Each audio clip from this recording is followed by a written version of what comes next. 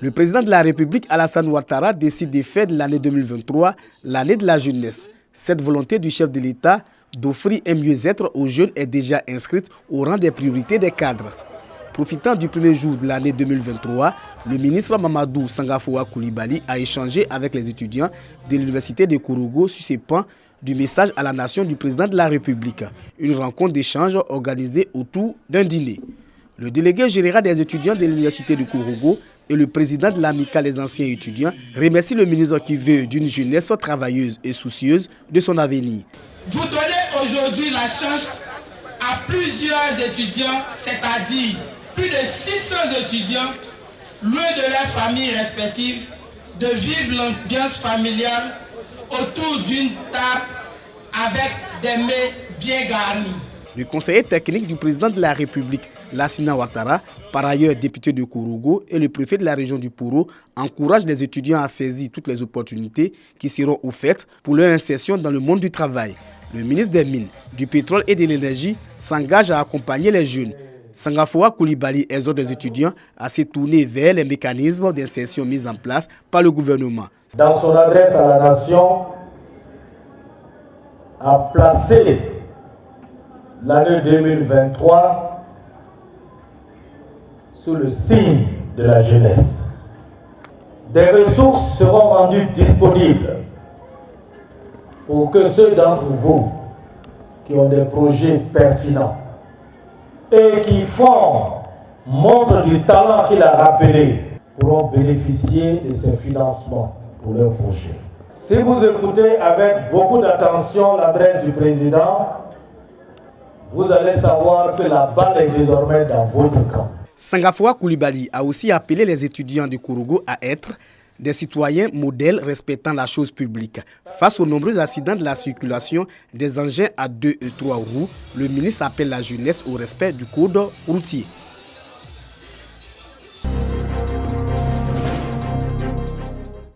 Séguéla, chef-lieu de la région du Ourodougou, a observé le rituel bien connu des populations.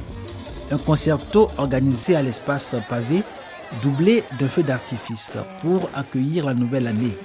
Une initiative conjointe de la mairie de Séguéla et du conseil régional du Ourodougou. C'est tout Séguéla qui est allé à cet endroit où hommes, femmes et enfants ont réservé un accueil triomphal à 2023, l'année de tous les espoirs.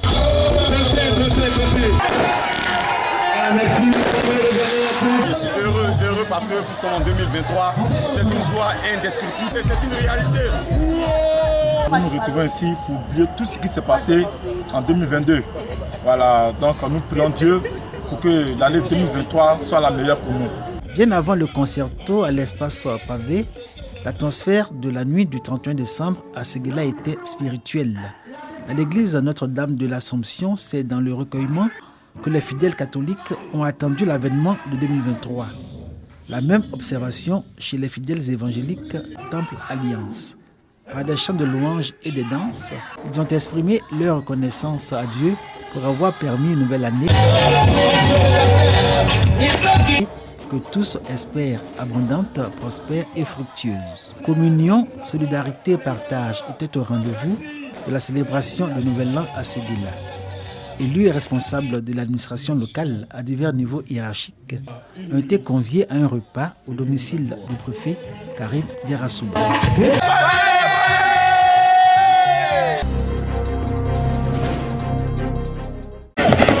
0 heure à Yamoussoukro, premier jour de l'an.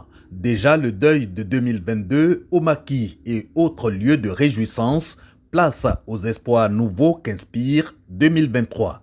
2022 a été une année avec beaucoup de bousculades, mais Dieu a fait grâce. On est en 2023. Je ne peux que souhaiter la santé. Chez les Célestes, il faut un corps et un esprit nouveau pour capter les grâces de l'année nouvelle.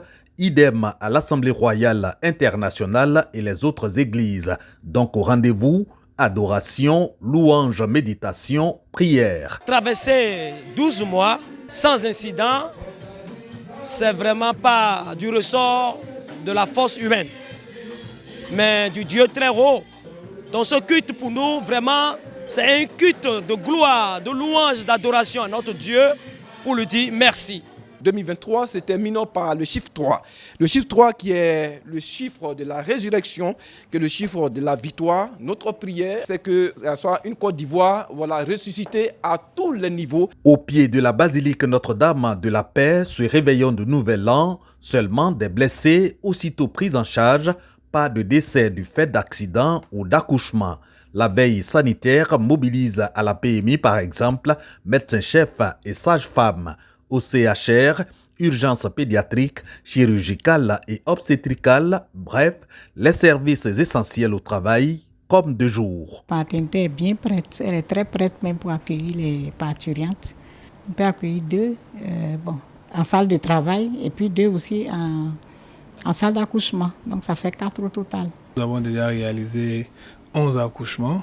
Nous avons 4 parturientes en salle et nous venons de faire le dernier accouchement tout à l'heure à 23h10. Côté sécurité, patrouille mixte de gendarmes, militaires et policiers. Résultat, 0 incident. Nous sommes passés sur toutes les positions depuis 19h. Nos hommes sont à leur poste. Rien ne nous a été signalé à part 2 ou 3 accidents, mais pas de mort. Le réveillon à Yamoussoukro dans la sobriété sans décès ni incident majeur grâce à la veille sanitaire et à la sécurisation maximale des lieux de culte et de réjouissance.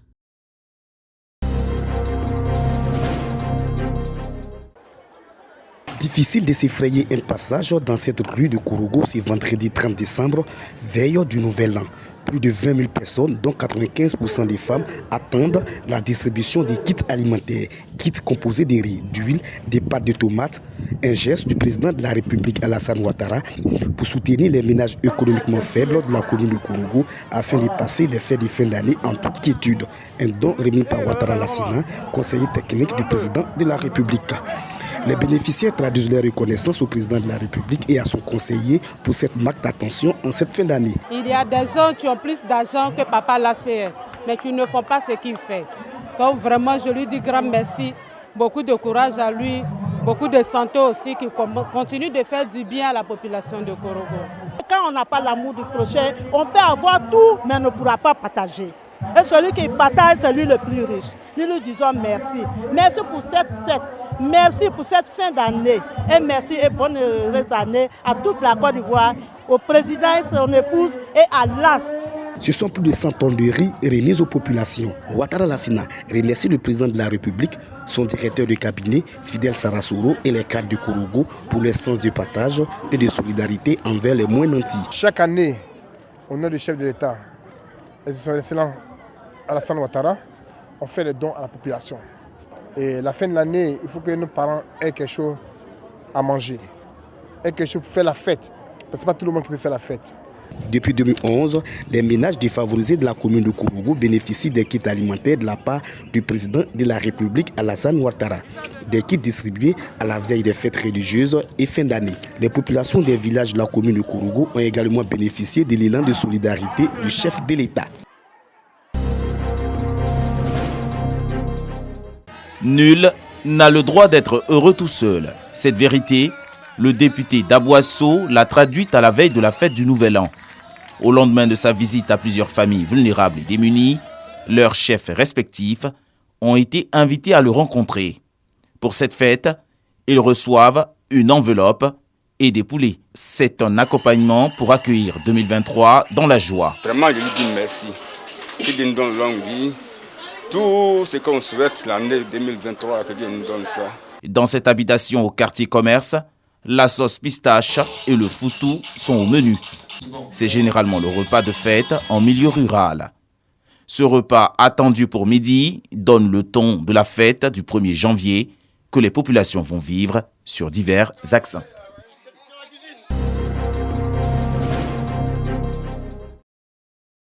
Le Conseil régional d'Unzi achève l'exercice 2022 sur un satisfecit général. Son président Kofi Nguessan Lataye et ses conseillers l'ont exprimé au cours de la 4e session ordinaire tenue à Dimokro au siège de la structure.